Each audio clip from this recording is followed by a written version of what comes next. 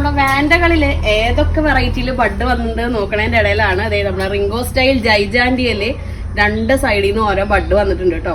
അപ്പൊ ഇത് വിരിഞ്ഞിട്ട് അധികം വൈകാണ്ട് തന്നെ കാണിച്ചു തരാം. വൈകാണ്ടല്ല, കുറച്ച് സമയം എടുക്കും ഫ്ലവർ ആയി വരാൻ. അപ്പൊ ഇത് റിംഗോ സ്റ്റൈലിന്റെ ജൈജാൻഡിയ പ്ലാന്റ് ആണ്. അതുപോലെ തന്നെ സെയിം നമുക്ക് റിംഗോ സ്റ്റൈൽ ഒരു മീഡിയം സൈസ് പ്ലാന്റിലും അവൈലബിൾ ആയിട്ടുണ്ട്.